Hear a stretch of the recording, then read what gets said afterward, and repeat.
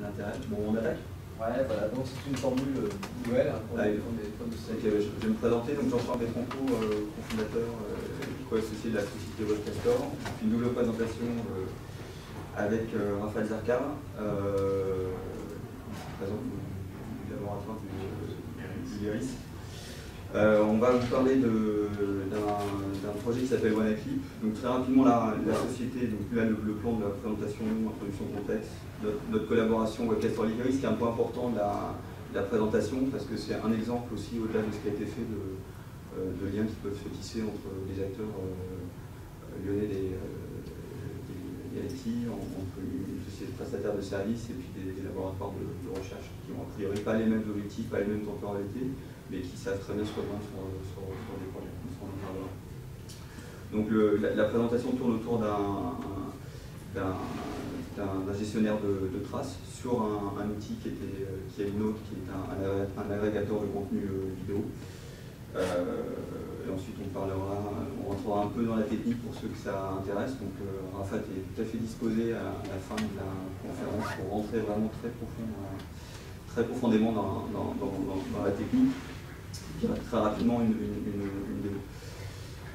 Donc la société Webcastor est une structure basée à Lyon qui existe depuis une dizaine d'années.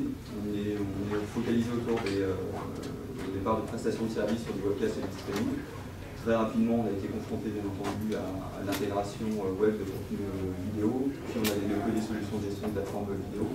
Et à un moment donné, on s'est interrogé sur les logiques de production des contenus vidéo, en partant d'un constat qui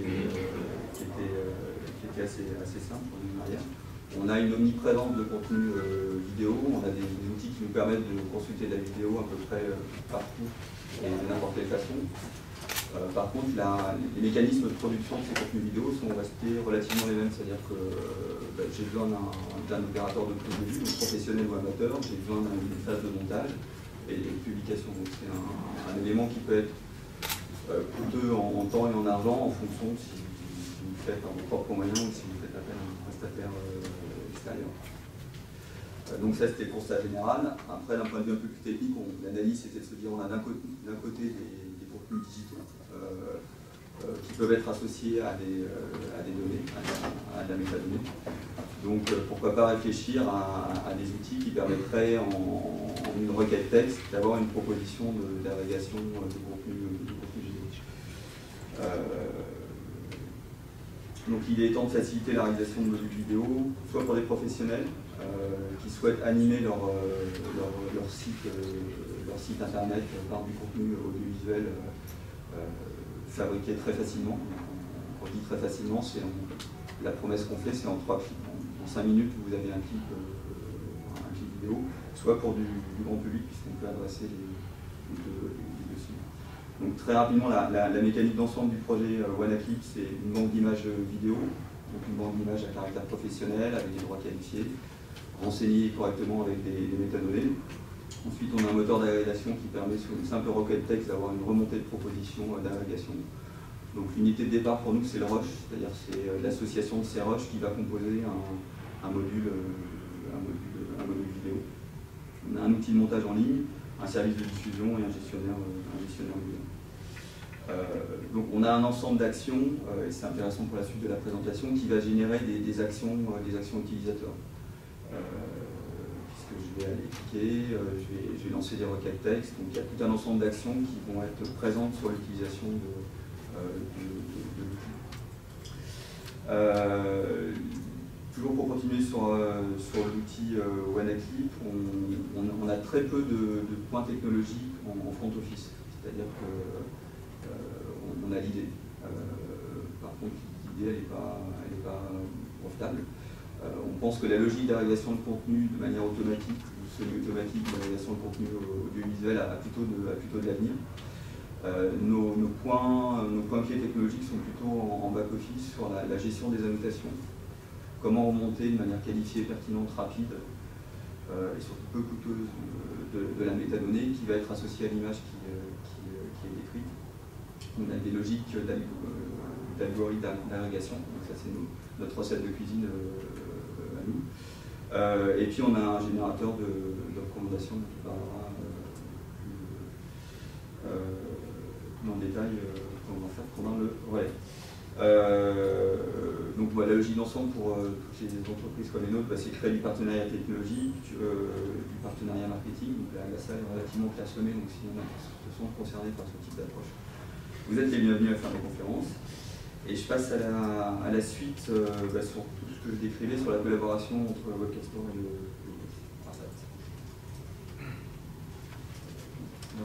bonjour tout le monde. Donc là, l'idée de la présentation aussi, c'est de parler de la collaboration entre le laboratoire MERIS à l'Université de Lyon et la société Webcastor. Donc nous, c'est l'équipe Silex qui travaille sur la dynamique des connaissances. Donc on réutilise les traces pour fournir de l'assistance ou pour fournir des systèmes interactifs qui sont adaptatifs. Depuis, l'idée c'était de fournir un outil de recommandation à l'outil WannaClip. Comme on voit ici avec l'outil WannaClip qui est développé par la société Webcastor, donc eux ils cherchent à fournir des recommandations contextualisées pour faciliter l'usage de l'application. Donc ce qu'on a proposé, c'est de collecter les traces des utilisateurs, de les stocker. Donc on a fait un outil qui s'appelle Testor qui va gérer les traces des utilisateurs et on utilise ces traces, on va les réutiliser pour fournir des recommandations. Donc le but c'est de fournir de l'assistance à l'utilisateur. Donc c'est les deux majeurs travails, c'est Testor et l'outil de recommandation. Donc, on considère que les traces vont enregistrer les expériences des utilisateurs, donc elles donnent un indice sur le contexte actuel. Ça veut dire qu'on peut réutiliser ces traces des anciens utilisateurs pour fournir de l'assistance en forme de recommandation au nouveau utilisateur. Les questions de recherche pendant ma thèse, c'était avec la collaboration avec Webcastor, c'était de proposer un cadre général de gestion des traces, ce qu'on l'a fait par développer l'outil Testor pour comparer les traces entre les anciennes traces et les traces actuelles. On veut définir des mesures de similarité pour pouvoir trouver les traces qui sont les plus similaires pour réutiliser ces traces et les fournir dans la forme d'une recommandation contextualisée. Donc voilà l'interface de WannaClip avant de commencer la collaboration.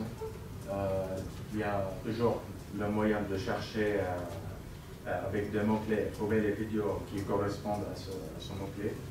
Et puis nous, ce qu'on a ajouté, on voit ici tout au long, là, c'est les traces qui sont collectées. Donc, chaque action que l'utilisateur le fait, il sera collecté comme là, il a commencé à chercher avec le mot-clé Lyon, après il a ajouté un vidéo, etc. Toutes les traces, elles sont collectées là et stockées dans Testor.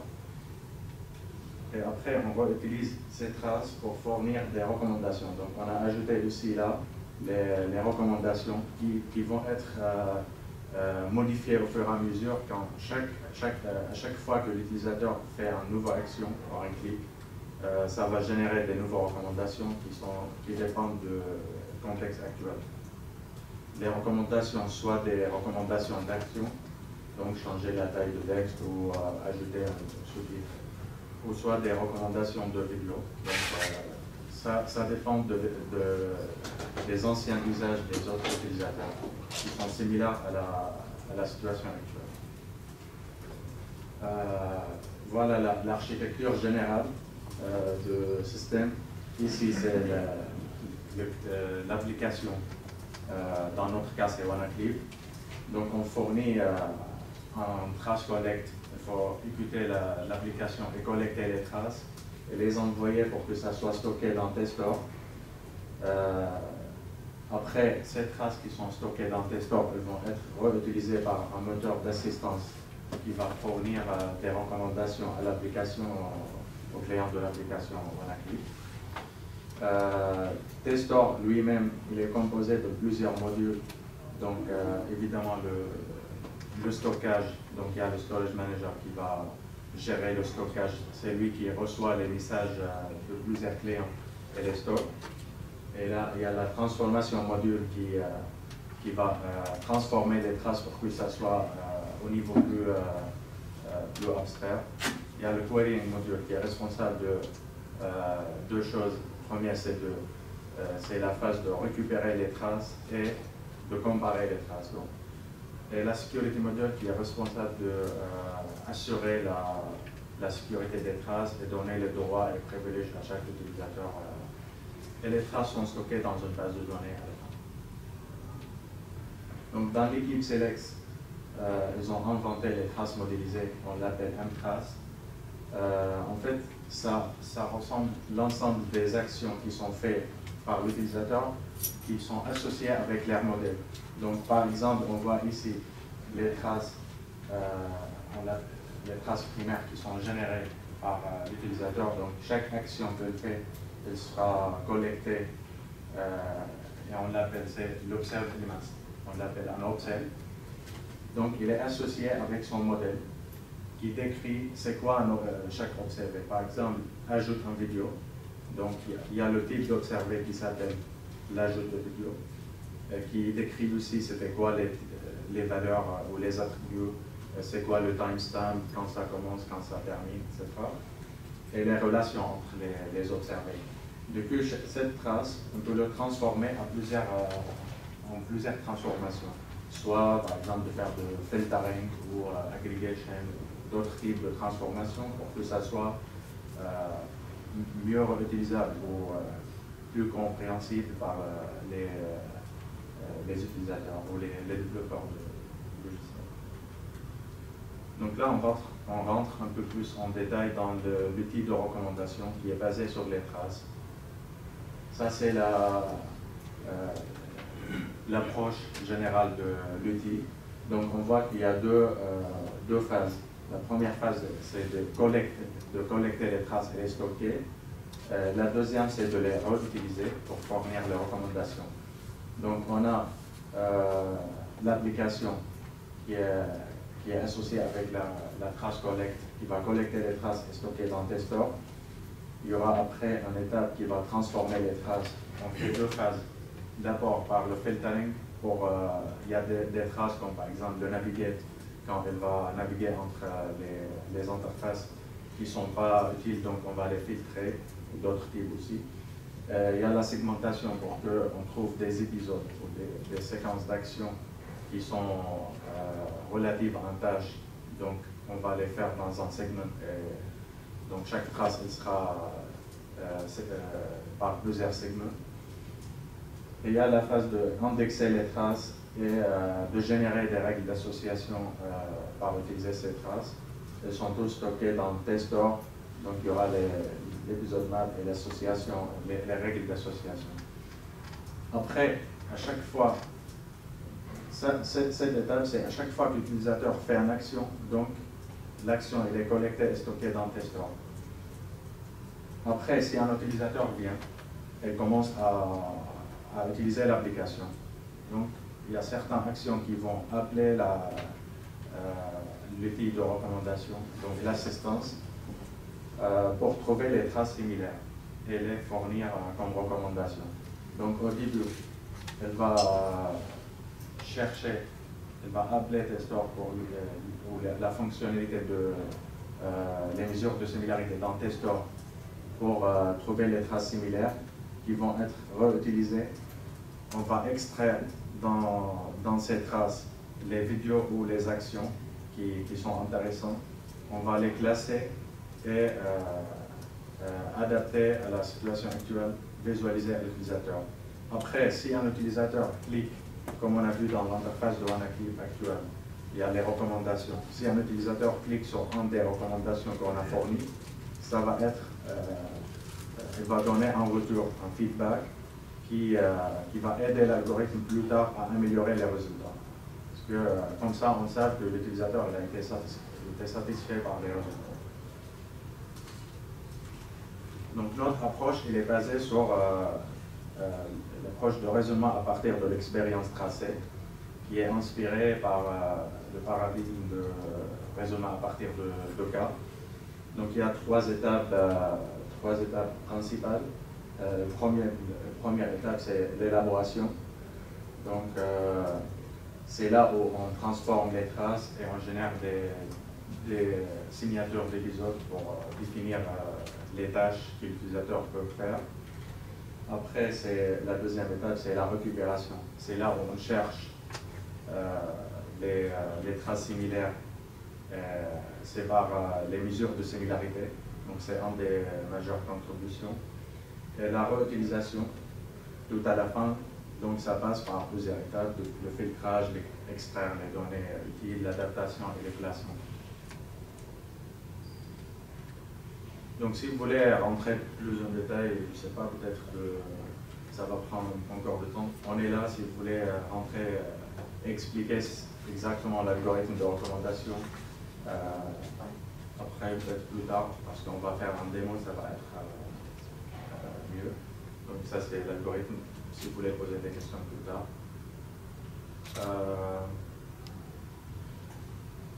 Et on a, pour évaluer notre système, donc il y a les deux choses à évaluer. Il y a l'application Testor qui génère les traces. Il y a aussi côté WannaClip pour voir est-ce que les recommandations étaient pertinentes et satisfaisantes aux utilisateurs. Du coup, on a utilisé le feedback des utilisateurs et des mesures pour voir la performance et un questionnaire qui a été diffusé pour des clients qui ont utilisé WannaClip pour répondre à ce questionnaire. Là, un exemple de détail d'implémentation, que les messages entre Testor et WannaClip ou n'importe quelle application, client-application, c'est des messages XML. Donc, si on peut voir ici, chaque observé qui correspond à une action, et il est dans quelle trace, quand ça a commencé, et ça a terminé, et le type d'observé. On a dit ça c'est le modèle de trace. Donc Search Media. Elle a cherché le mot-clé Lyon. Donc tous les attributs qui correspondent à cette observé. Comme j'ai dit, là, on a mesuré la performance, les retours des utilisateurs et la questionnaire. Là, on est en train d'analyser les résultats. Je suis en train de finir la rédaction de ma thèse. Donc, si vous voulez avoir plus de détails sur les résultats d'évaluation, vous êtes bienvenus à ma soutenance de thèse avant la fin de l'année. Au mois de décembre. Il y aura un buffet. Oui, à la fin, il y aura un buffet. C'est à l'Université de Lyon, à l'État de Lyon. Donc pour conclure, l'idée de la présentation, c'était de montrer la collaboration scientifique par le laboratoire l'IRIS avec la société Webcaster, qui est sur l'outil de Webcaster qui s'appelle WannaClip, qui génère des vidéoclips à partir de plusieurs sources médias. Du coup, on a développé Testor qui génère le trace, le stockage de traces et des mesures de similarité pour comparer entre les épisodes de traces pour que ça soit réutilisé par un outil de recommandation dans l'approche de raisonnement à partir de l'expérience tracée. Donc là, c'est la démo. La démo. Juste avant, pour rebondir, là on a vu la collaboration d'un point de vue très technique. Il y a aussi une phase de mise en relation entre des personnes et des structures qui sont dans des environnements différents. Donc Webcaster est plutôt une petite structure, donc a priori sur le papier, le monde de la recherche pour nous est loin compliqué, avec des problématiques qui ne sont pas les nôtres. Sauf que dans la vraie vie, ils ne sont pas si loin parce qu'on est basé à Villeurbanne et que 30 secondes de vélo, on se voit assez régulièrement. Il y a des contacts humains qui se créent. Et même pour des petites structures, je ne sais pas s'il y a des représentants de sociétés de tracé de service, finalement les liens peuvent se faire. Enfin, l'accès au labo de recherche, la preuve n'est pas uniquement l'apanage de grosses structures avec des labos R&D très fortement structurés. Il y a des possibilités d'échanges et de partenariats qui peuvent se faire au détour de stage, et puis aussi de liens s'amorcent. Les choses peuvent continuer leur cours. Voilà, c'était la petite parenthèse sur la collaboration côté plus humain, parce que ça compte également. Donc Wanaclip, vous en avez entendu. On va se connecter. Là, il y a plein écran, et là, j'ai pas plein écran. Donc ça, c'est l'interface de service. On est clairement sur une approche laboratoire. Alors l'aspect laboratoire, on joue très volontairement le jeu. Il nous semble qu'on est en rupture d'usage. Alors quand on dit ça, il y a deux analyses possibles. Soit on est en avance de phase, soit on est complètement à côté de la plaque. J'aime à penser qu'on est en avance de phase, un peu plutôt que dire. L'autre option n'est pas complètement à exclure, mais l'échec n'est pas complètement nul. Enfin, c'est-à-dire, voilà, se tromper, faire des erreurs, essayer, ça amène des choses, enfin, très, très clairement. Pour être très honnête, pour l'instant, on n'a pas rencontré, on n'a pas mis en place de modèle économique sur ce service. Je pense qu'il y en a un. Enfin, sur l'analyse et les constats et les prérequis de départ, je ne vois pas comment on pourrait échapper à ce type de service. Donc, encore une fois, l'idée c'est de proposer du clip audiovisuel. Donc, on a beaucoup parlé de Lyon, donc vous allez penser qu'on est très auto-centré. On va juste faire une recherche image sur un autre environnement. Donc là, je lance Australie parce que ça m'intéresse bien. J'ai trois possibilités d'agrégation. Soit je vois toutes les images et les clips vidéo liés à l'Australie, soit l'outil m'organise une séquence ou un clip. Donc si je choisis la séquence, je peux choisir rapidement la durée, je peux choisir le rythme. Rapide. Je fais valider.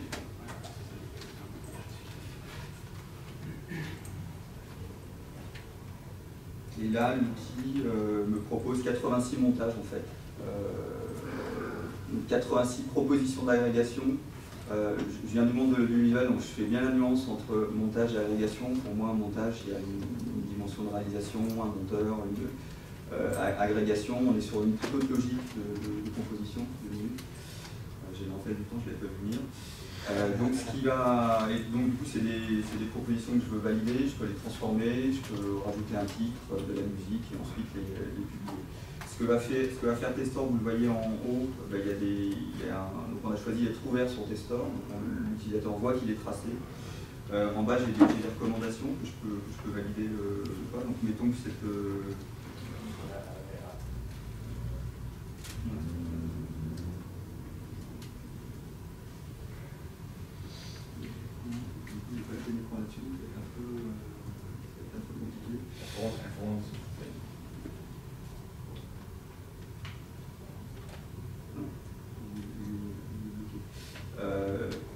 Donc là, je peux, en bas à droite, j'ai les recommandations proposées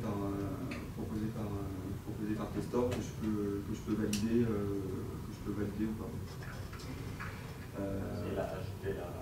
J'ai ajouté la recommandation qui est tracée. Comme on a court de temps, on avait prévu. Là aussi, que la généralité n'est pas encore après, vous avez commencé tard, donc. D'accord, on a décalé tout de 10 minutes, donc il y a 10 minutes de plus. Il n'y a pas d'électricité. Donc sur cette base, plutôt, ouais, comme on est peu nombreux, plutôt sur un échange, c'est plus intéressant pour tout le monde, je trouve. Il y a des questions, soit pour Raphaël, soit pour moi. Je ne sais pas qui est la question, mais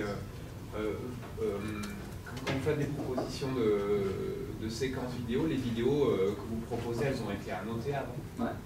Et donc il y a un gros travail d'annotation qui est fait en back-office. Enfin, donc ça n'est pas dépendant de votre projet, vous devez travailler sur des vidéos annotées. Non, c'est en fait c'est une proposition de service complète. C'est-à-dire que, et dans les clés techno dont je parlais, bien évidemment, la capacité à travailler rapidement, efficacement sur les annotations, c'est des outils qu'on a en back-office qui nous permettent d'ajouter de la métadonnée sur l'orage. Okay. Avec une logique économique, puisque d'écrire une image,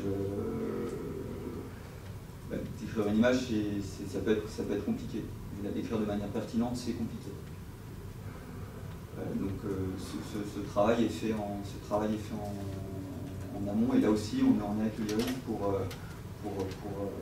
améliorer la logique à la fois de recherche utilisateur et d'annotation en amont pour les personnes qui indexent le contenu vidéo. J'avais une autre question, enfin, pas ce contexte, mais toujours pareil sur la recommandation, la problématique c'est souvent le volume de données d'entraînement. Et donc là, à partir dans vos tests, ça commence à fonctionner, à partir de quand, sachant que je vois toutes les métadonnées que vous prenez en compte, les interactions utilisateurs, les métadonnées de vidéo, etc. Donc j'imagine que ça ne marche pas juste avec 10 ou 15 utilisations. En fait, c'est vrai qu'au niveau du volume des traces, à chaque fois, si on a beaucoup plus de traces, donc il faut les filtrer ou éliminer certaines traces pour que l'algorithme va plus vite. Déjà, on a fait une phase d'amélioration de l'algorithme, mais après, plus tard, il faut que ça soit associé avec d'autres méthodes d'indexation pour les traces. C'était l'idée de travail à faire, donc de faire une phase d'indexation pour améliorer la performance. Si on a beaucoup d'utilisateurs qui travaillent en même temps et avec un nombre énorme de traces, donc c'est vrai qu'il faut les manipuler. Ouais, ce qui est un point clé, bien évidemment, plus on améliore le nombre, plus la base de données de traces est plus forte, donc plus on a de leviers pour voir où elle est pertinente et comment traiter des algorithmes qui vont la rendre encore plus efficace. Mais il y a le problème du démarrage à froid. Ouais. Et on l'a. Et à partir donc de combien d'utilisations type vous commencez à proposer des recommandations qui sont pertinentes?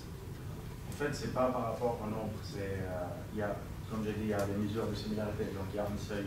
Si on dépasse le seuil, on peut le recommander. Donc le démarrage à froid, si au début on n'avait pas des traces, si on commence à taper avec un mot-clé ou des actions que l'on ne peut pas trouver d'actions similaires, on ne va rien recommander. Donc on a essayé de baisser la seuil. Après, dans le temps, quand on a un peu plus de traces, on a augmenté la seuil pour qu'elle donne des recommandations qui sont plus pertinentes ou qui répondent mieux à la question de recommandation. Mais c'était une bonne question. Merci. Oui. J'ai une question concernant la collecte des traces. De ce que j'ai pu comprendre dans la présentation, la modélisation des traces, les traces sont déjà structurées et modélisées au départ.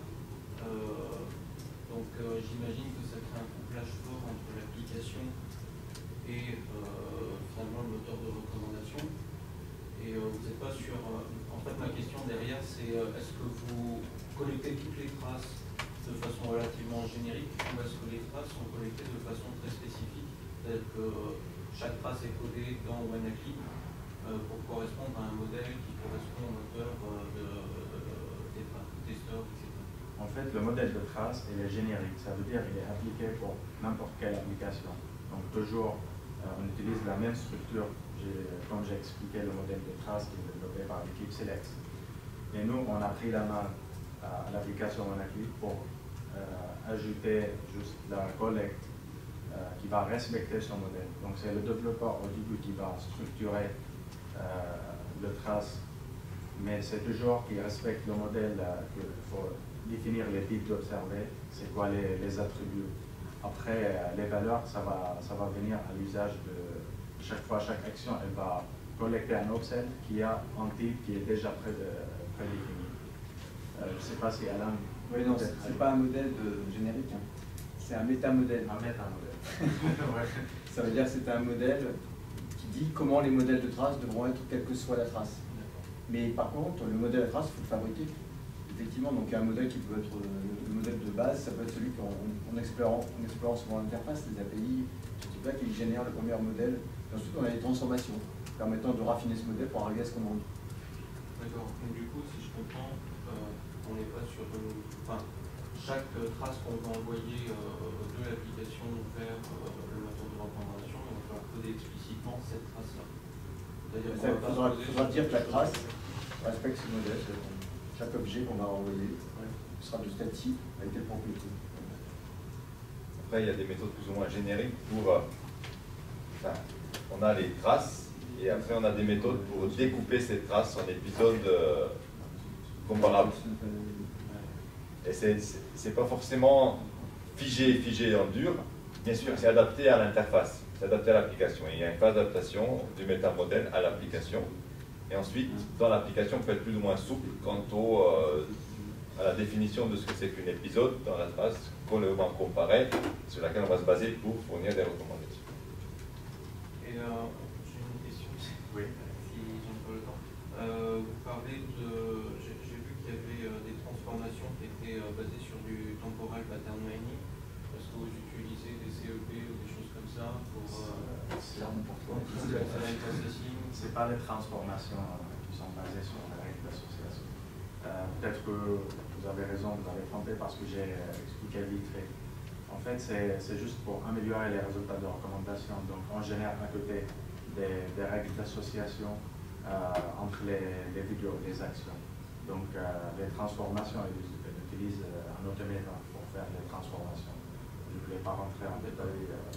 Alors, je vais peut-être pas poser la question du coup. C'est que si vous avez 3 événements dans une certaine séquence et dans une certaine fenêtre de temps, est-ce que vous pouvez en déduire un 4e événement? Vous voyez ce que je veux dire? C'est la transformation. C'est exactement la transformation. C'est l'idée de transformation. Oui. Une dernière. Dernière. Vous parliez au début d'enrichissement de métadonnées par rapport à l'indexation. Est-ce que vous avez des outils d'indexation automatique ou est-ce que vous comptez à terme tabler sur une indexation collaborative avec les utilisateurs? Alors, on a des choses. On a essayé on a des outils qu'on a améliorés, notamment avec des logiques de géolocalisation, pour voir qu'est-ce qu'on peut faire remonter comme métadonnées à partir d'une géolocalisation. Sur la partie contributive, on y réfléchit. Alors là, on est confronté à un usage du service. Il y a un risque de pollution, en fait, on n'est pas sûr, à travers une approche collaborative, de la qualité de la métadonnée qu'on va Oui, c'est certain. Donc après, on peut avoir des logiques de pondération ou de valorisation de tel ou tel contributeur. Donc ça, c'est des pistes. Pour l'instant, c'est que des pistes. Par contre, on a un outil qui existe qui nous permet de faciliter